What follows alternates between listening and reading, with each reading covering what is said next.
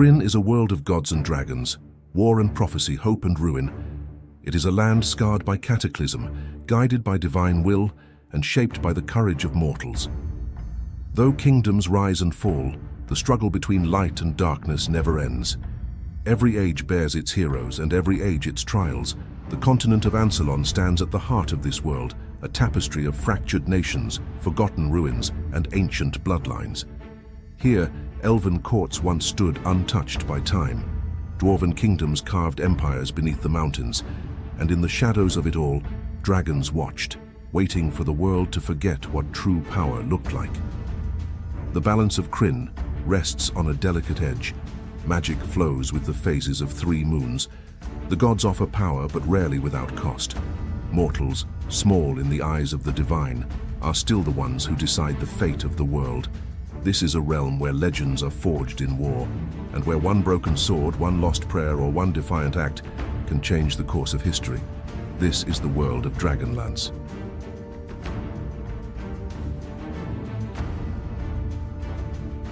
Before time had shape, before stars burned or dragons soared, the High God spoke a single word, and from that word, all creation unfolded. Krynn was born in the void, not by chance, but by design. 3 divine forces arose with it: Paladin, Lord of Justice and Light; Takhisis, Queen of Shadow and Ambition; and Gillian, Keeper of Balance and the Book of All-Knowing. Paladin and Takhisis became opposites, one seeking to guide the world, the other to rule it. Gillian stood between them, demanding that balance be kept. From these 3 sprang other gods, gods of war and love, fire and frost, deceit and healing. They shaped the heavens and the world below, breathing life into Krynn and all its wonders. Among their creations were the dragons, born not of flesh but of elemental might. The first were pure and radiant, but Takhisis corrupted half of them, twisting their forms into the chromatic dragons of destruction. Paladin responded with metallic dragons, shining defenders of life and justice. The war between dragonkind began before mortals had even drawn breath. Then came the races: elves carved from light and grace, dwarves hewn from stone and fire, and humans, swift to learn and quick to destroy.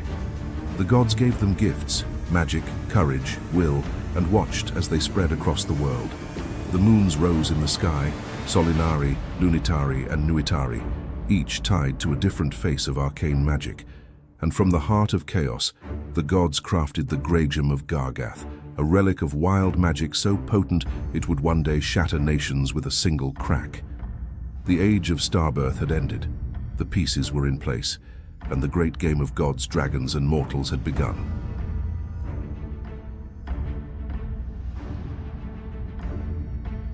As the mortal races spread across Krynn, the first kingdoms rose in the heart of Ansalon. The elves carved luminous cities deep within ancient forests, Silvanesti and Qualinesti, governed by wisdom, magic, and pride. The dwarves tunneled beneath the mountains, founding the great nation of Thorbardin, sealed by stone and shield. The humans, restless and ambitious, claimed the plains and rivers, forming petty realms that grew swiftly and fell just as fast. But power did not go unchallenged. In the shadows of rising nations, the chromatic dragons stirred, red, blue, green, black, and white, born from the corruption of Takhisis. Their breath scorched fields and froze rivers. Driven by her will, they descended upon the world in waves of destruction. Thus began the First Dragon War, a brutal age when mortals had no answer to draconic might. Cities were leveled, armies scattered. It was not until the gods intervened, granting knowledge of dragonlances and calling forth the metallic dragons, gold, silver, bronze, brass, and copper, that the tide turned. Peace was brief. The Second Dragon War erupted as both gods and dragons vied again for control. But it was the Third Dragon War that changed Krynn forever. Takhisis, seeking to enter the world herself, nearly succeeded. Her plot was undone not by kings or armies, but by one man, Humor Dragonbane, a Knight of Solamnia. With the aid of a silver dragon and a divine weapon, he drove Takhisis back through the Gate of the Abyss, sealing her from Krynn once more. After the wars, the dragons vanished. The Dragonlances were hidden. The world fell into a quieter age. But peace in Krynn is always temporary, and the gods knew the balance would not last.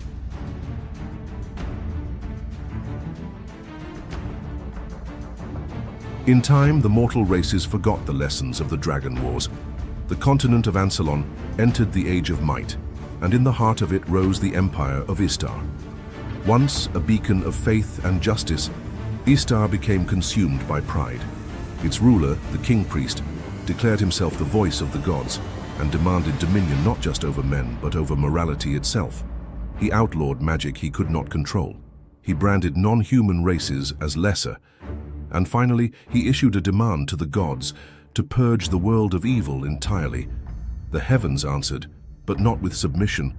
On a day forever remembered, the gods hurled a mountain of fire from the sky.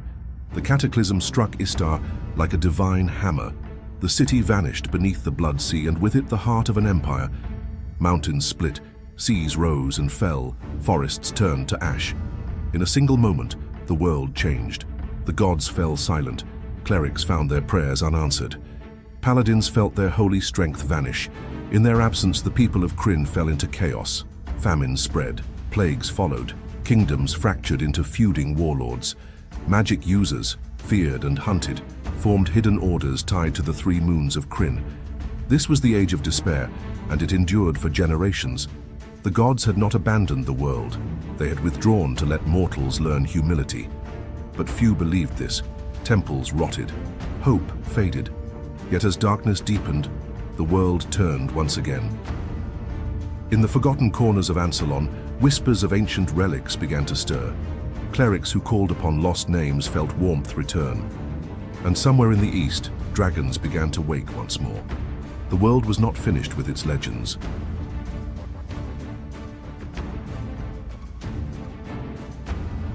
When the gods fell silent, dragons vanished and kingdoms crumbled, hope became a forgotten word.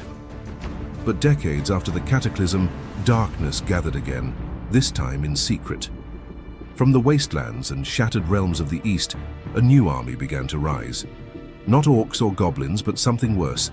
Draconians, twisted dragon spawn, bred from stolen eggs, disciplined and fanatical.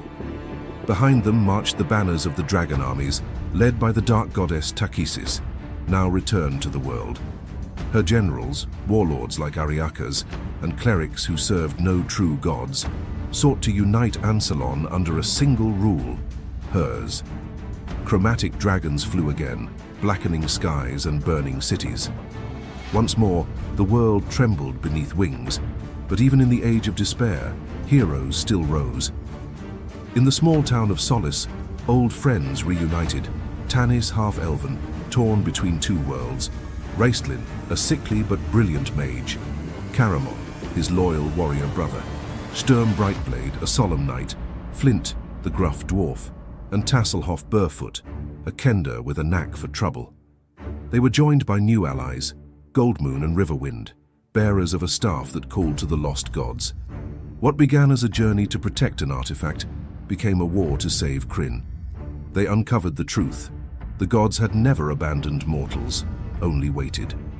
Clerics of Paladin and Mishakal returned. The Dragonlances were reforged.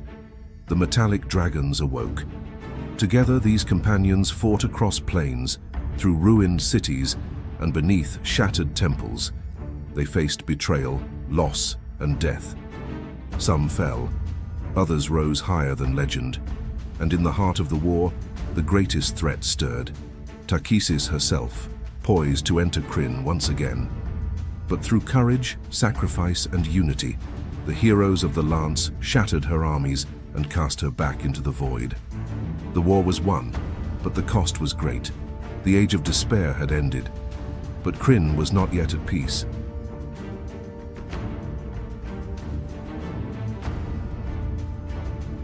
Though the War of the Lance ended with Takhisis defeated, peace did not hold for long.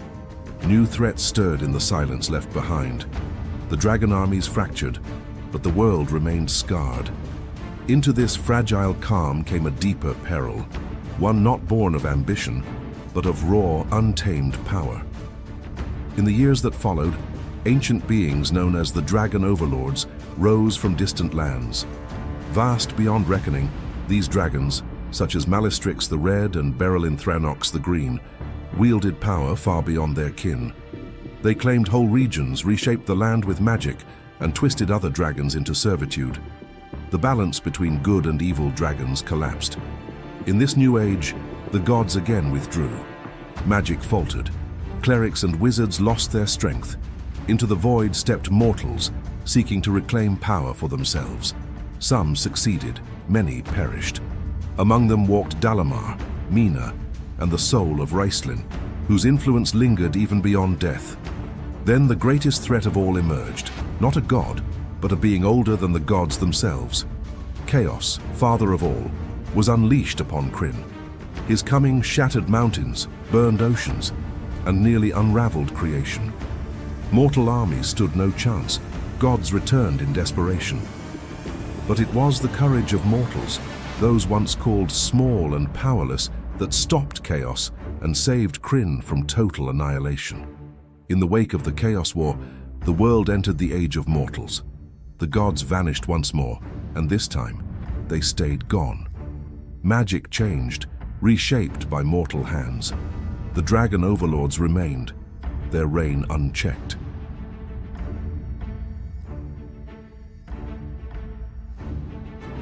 The world of Krynn is shaped not only by gods and dragons, but by the diverse peoples who inhabit its lands. From mountain halls to sunlit forests, storm-lashed coasts to wandering caravans, each race has carved a place in the unfolding saga of Ansalon. The elves are ancient and proud, divided into the highborn Silvanesti, the more open-hearted Qualinesti, and the reclusive Kagonesti of the wilds. Elven lands once gleamed with unmatched beauty, ruled by wisdom and magic. But pride led to isolation, and the Cataclysm and the wars that followed left their kingdoms fractured and fading. The dwarves dwell deep in the mountains of Thorbardin and its outlying holds. They are craftsmen, warriors, and keepers of ancient grudges. After the Cataclysm, their gates were closed to the suffering world above, a choice that brought both survival and lasting shame. Some dwarves live as exiles, known as Nidar or hill dwarves, bearing that burden in full. The humans are the most widespread, adaptable, and divided of Krynn's races. Their kingdoms rose and fell through every age: Istar, Solamnia, Urgoth, and countless others. They are priests and tyrants, rebels and kings, capable of great cruelty and unmatched courage. Among the strangest and most endearing of Krynn's peoples are the Kenda. Small and fearless, Kenda have an unshakable curiosity and a knack for finding trouble. They wander freely, guided by whim, and carry pouches full of found objects. Though mocked or mistrusted by others, they remain spirited even in war. The gnomes of Mount Nevermind pursue invention with obsession. Bound by a complex naming system and driven by wild creativity, they are brilliant and often dangerous tinkerers. Where others see limits, gnomes see possibilities, no matter the cost. The Draconians are a race born in war. Created from corrupted dragon eggs during the War of the Lance, they were bred for battle and servitude. But as the ages passed, many sought purpose beyond conquest. Some formed new societies, others turned mercenary. They remain feared, but not all are enslaved to darkness. From the sea-dwelling Dragonesti to the nomadic barbarians of the Ice Wall, from minotaurs who forge empires in the Blood Sea to ogres lingering in ruined glories, Krynn's peoples are as varied as its lands. They do not merely survive in the shadow of dragons and gods, they shape the world with every step.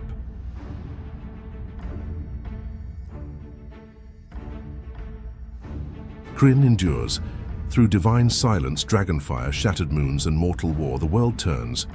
Wounded yet unbroken. The gods may vanish, but their echoes remain. Dragons may fall, but new wings always rise. And heroes, though buried by time, leave behind stories that stir the hearts of the next. Ansalon is not a realm of peace. It is a place where courage is tested, faith is chosen, and destiny is written by those bold enough to stand against fate. Here, balance is fragile, magic is sacred, and even the smallest voice can turn the world.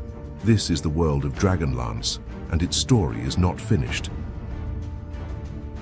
If you enjoyed this journey through Krynn, like, subscribe, and follow for more history and lore.